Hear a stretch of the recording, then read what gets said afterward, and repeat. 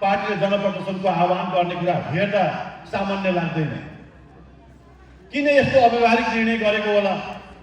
यो केही 15-20 दिन पछाडि गरिदिएको भए पनि त हुन्थ्यो। नेताहरूले गर्दै किसानको मर्म नबुझेको हो कि भन्ने पनि यहाँबाट लागेको हुन सक्छ। म तपाईहरुलाई भन्न चाहन्छु, निश्चित रूपमा किसानको आँखाबाट हेर्दा, जनताको आँखाबाट हेर्दा, नागरिकहरूको आँखाबाट हेर्दा तपाईहरुले उठाएको कुरा, तपाईहरुले सोचेको कुरा सही हो। तर आज देशको अवस्था कस्तो छ? साँच्चै भन्ने हो भने यसमा हामी नागरिकको हैसियतले मुलुकको लोकतन्त्रको रक्षाको लागि, देशको सार्वजनिक सत्ताको रक्षाको निम्ति, यो देशको संविधानको रक्षाको निम्ति नेपाली जनताले एकपटक फेरि जुर्मुराएर नउठ्ने हो भने इतिहासमा यो मुलुक धेरै पछि पर्नेवाला छ। हामीले धेरै ठुलो इतिहासमा मूल्य चुकाउनु पर्ने दिन हाम्रो अगाडि आउँदैछ। भदौको 23 र 24 गतेको आन्दोलन बाहिर रूपमा हेर्दाखेरि जेपीहरूले यो देशमा सुशासन कायम हुनुपर्छ, यो देशमा भ्रष्टाचार नियन्त्रण हुनुपर्छ, सामाजिक सञ्जाललाई निर्वाध रूपले सञ्चालन गर्न पाउनुपर्छ, प्रयोग गर्न पाउनुपर्छ जस्ता अत्यन्तै कर्णप्रिय, अत्यन्तै लोकप्रिय नारा दिएर जेपीहरू आन्दोलनमा आएको हुनाले त्यो अत्यन्तै आकर्षक पनि थियो। तर त्यो परिस्थितिमा जुन खालको घटना घट्यो, कतै सत्तामा हामी बसेको हुनाले, कतै सत्ताको विवेक नपुगेको हो कि जुन खालको बालबच्चाहरूले हताहती हुनु पर्यो, रगत बगाउनु पर्यो, जुन ढङ्गले उहाँहरूले मृत्युवरण गर्नु पर्यो, त्यति बेला हामी सत्तामा भएको कारणले कतै हामी सत्तामा रहेर जिम्मेवारीका साथ काम गर्न नसकेको हो कि हामी कतै त्यही कुरामा चुकेका हौँ कि जस्तो पनि तपाईँहरूको मनमा, मनोविज्ञानमा छ, म बुझ्छु। तर म यहाँलाई अनुरोध गर्न चाहन्छु, भदौ 23 गते म त्यही बानेश्वरको चोकमा उभिने मान्छे एउटा म पनि हुँ। 5-7 हजारको संख्यामा जेन्जी भाइ बहिनीहरू सुशासनको नारा लगाउँदै, भ्रष्टाचार नियन्त्रणको नारा लगाउँदै उहाँहरू आन्दोलनमा आउनुभयो। 1-8 घण्टा बित्न पाएको थिएन, त्यो आन्दोलनलाई अर्कैले हाइज्याक गर्ने अवस्था बन्यो र परिस्थिति यस्तो स्थिति सिर्जना भयो कि नेपालको संसद भवनका पर्खालहरू चढेर अत्यन्तै लामा भाला तरवारहरू बोकेका मान्छेहरू हातमा पेट्रोल बोकेर, केमिकलहरू बोकेर संसद भवनभित्र छिरेर आगो लगाउन जब सुरुवात गर्न थाले, परिस्थिति अत्यन्तै उत्तेजक बन्ने स्थिति सिर्जना भयो। प्रहरी प्रशासनले आक्रमण गरेको थियो। 5-7 जना साना भाइ बहिनीहरू आउँछन्, धेरै ब्यारिकेड पनि राख्नु पर्दैन होला, धेरै सुरक्षाकर्मी परिचालन पनि गर्नु पर्दैन होला, आउँछन्, नारा लगाउँछन्, आफ्नो दबावको कार्यक्रम गर्छन्, ती भाइ बहिनी फर्किएर जान्छन् भन्ने प्रहरी प्रशासनले आक्रमण गरेको थियो होला। तर परिस्थिति यस्तो भइदियो कि त्यो संसद भवनभित्र पसेर आगजनी गर्दै देशमा तबाह सिर्जना गर्ने तत्त्वहरू त्यहाँभित्र प्रवेश गर्यो। परिस्थिति अत्यन्तै उत्तेजक बन्दै गयो। त्यस स्थितिमा त्यहाँ गोली चल्ने र रक्तपात हुने स्थिति सिर्जना भयो। म तपाईँलाई भन्न चाहन्छु, समय क्रम सँगसँगै यसका धेरै कुराहरू प्रत्याक्षेप हुँदै जान्छन्, धेरै कुरा उद्घाटित हुँदै जान्छन्।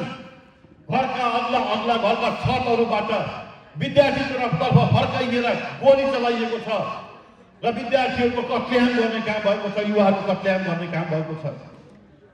परिस्थितिलाई अन्योग बनाउने र जतासुकै एक किसिमको अराजकताको अवस्था सिर्जना गर्ने काम भयो।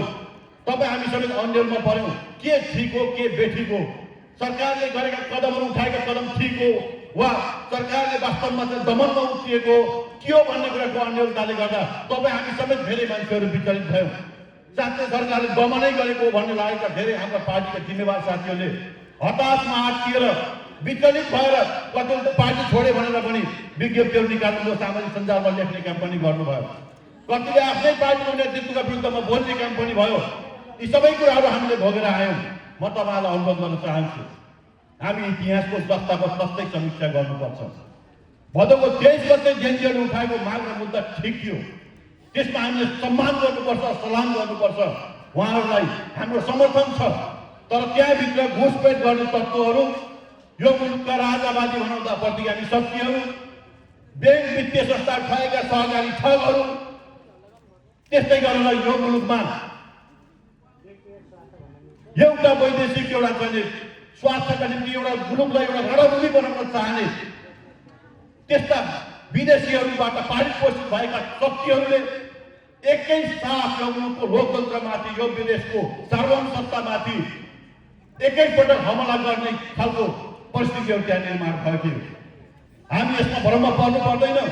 आज तपाईहरु हेर्न सक्नुहुन्छ, यदि भ्रष्टाचारका विरुद्धमा आन्दोलन भएको थियो मात्रै हो भने, यदि सुशासनका निम्ति मात्रै आन्दोलन जेएनयूले गरेको थियो भने 2-2.5 घण्टामा उहाँले के भन्नुभयो, अब हाम्रो यो आन्दोलन हाम्रो नियन्त्रणभन्दा बाहिर गयो, यहाँनिर घुसपेटको अवस्था सिर्जना भयो, त्यसकारणले गर्दा हामी आन्दोलनबाट फिर्ता भयो भनेर जेएनयूका अगुवाहरूले त्यो बेलामा विज्ञप्ति निकाल्ने काम गर्नुभएको थियो। जब जेएनयूले विज्ञप्ति निकालेर जेएनयू घरमा फर्किए, त्यसपछि वितण्डा मच्चाउँदै एकपछि अर्को गर्दै सिंहदरबार चलाउने, सर्वोच्च अदालत चलाउने, व्यापारिक प्रतिष्ठानहरू चलाउने, व्यक्तिगत घरहरू चलाउने, देशलाई तबाह बनाउने कामहरू गरियो। देशको भ्रष्टाचारका विरुद्धमा आन्दोलन थियो भने सुशासनका निम्ति आन्दोलनमा आएका मान्छेहरूले सिंहदरबार चलाउँछ, सर्वोच्च अदालत चलाउँछ, न्यायालयहरू चलाउँछ, व्यापारिक प्रतिष्ठानहरू चलाउँछ, चलाउन सक्दैन। हामी यति छिटो यति साना कुरामा भ्रममा हामी पर्न हुँदैन। यो कुरामा सबै सिक्को नेपाली जनता यसमा सजग बन्नुपर्ने छ। हाम्रो लोकतन्त्र, हाम्रो सार्वभौम सत्ता, मुलुकको राष्ट्रिय अखण्डतामाथि यो अत्यन्तै ठुलो आक्रमण भएको हो र नेपाली जनतालाई यो विकास र समृद्धिको बाटोमा हिँडेको नेपाली जनतालाई त्यसमा चाहिँ अब हावा बोलिएको हो र यो देशलाई प्रतिगमनको बाटोमा, पश्चगमनको बाटोमा हिँड्नका निम्ति गम्भीर चरित्र स्वरूपको घटना भएको भन्ने कुरा बुझ्नका निम्ति टाढा जानु पर्दैन। यति कुरा प्रश्न छ। म यहाँलाई भन्न चाहन्छु के नेकपा एमाले मुलुकमा भ्रष्टाचार गरेको, नेकपा एमालेको नेताले मुलुकमा भ्रष्टाचार गरेर देशलाई अप्ठ्यारो स्थितिमा पुर्याएको, हामीमाथि जुन खालको लान्छनाहरू लगाइएको छ, हामीमाथि जुन खालको अफवाह सृजना गरिएको छ, म भन्न चाहन्छु हिजो हामी त सत्तामा थियौँ। हामी सत्तामा हुँदाखेरि हामीमाथि विभिन्न शक्ति केन्द्रबाट आरोप लगाइन्थ्यो, विभिन्न खालको राजनीतिक पार्टीबाट आरोप लगाइयो, विभिन्न समुदायबाट एमालेको नेतृत्व र एमालेमाथि आरोप लगाइयो। यतिमा भ्रष्टाचार गरेको छ, ओम्नीमा भ्रष्टाचार गरेको छ, गिरिबन्धु टी स्टेटमा भ्रष्टाचार गरेको छ, ललिता निवासमा भ्रष्टाचार गरेको छ, अनेक ठाउँमा एमालेको नेतृत्व र एमाले भ्रष्टाचार गरेको छ, यसलाई कारबाही गर्नुपर्छ भनेर कन्स्पिरेसी सिर्जना गरियो। सोसल मिडियाहरूमा यस्तो भरमको अफवाहको टुङ्ग्यालो फैलाइयो कि तपाईँको मोबाइल जति स्क्रोल गर्दै जानुहुन्छ सारा हरेक पटक टेपी ओली र नेकपा एमालेका नेताहरूलाई त्यो भ्रममा उहाँका विरुद्धमा भ्रम छर्ने बाहेक अर्को काम भएन। त किन त्यसो गरिएको थियो? हामी यसमा अल्मलिनु पर्दैन। म तपाईँलाई भन्न चाहन्छु, नेकपा एमाले यो देशको राष्ट्रवादको झण्डालाई डर गरी नपक्रिएको भए, यो मुलुकको राष्ट्रिय स्वाभिमानको निम्ति एमाले त्यो झण्डालाई बलियो गरी नपक्रिएको भए, जनताको जनजीविकाको मुद्दालाई, देशको सुशासनको मुद्दालाई, विकास र समृद्धिको मुद्दालाई नेकपा एमाले राम्रोसँग नपक्रिएको भए हामीले यस्तो चुनौतीको सामना गर्नुपर्ने थिएन। हाम्रो भूमि, हाम्रो नक्सामा हामीले जारी गर्यौँ, विदेशीहरूलाई बिजायौँ, हाम्रो आज अरबबाट झिकाएर तेल हाम्रो चुलो चौकोमा पाल्ने अवस्थाबाट यही नेपालको भूमिभित्र पेट्रोलियम पदार्थहरू उत्खनन गरेर हाम्रो चुलो चौकोमा त्यही ग्यासहरू आउने अवस्था बन्यो। त्यो विदेशीहरूलाई बिजाएको थियो। यही देशमा फलाम खानी, यही देशमा सिमेन्ट खानीहरू बन्ने, आधुनिक पूर्वाधारहरू, सडक पूर्वाधारहरू निर्माण गर्ने, भारतसँग निर्भर भएको हाम्रो अर्थतन्त्रलाई उत्तरतिर नाका खोलेर तेस्रो मुलुकहरूसँग व्यापार विस्तार गर्ने जस्ता ऐतिहासिक कामको नेतृत्व नेकपा एमाले गरेको हुनाले आज हाम्रा विरुद्धमा ठुलो किसिमको घेराबन्दी भएको थियो, हाम्रा विरुद्धमा षड्यन्त्र भएको थियो।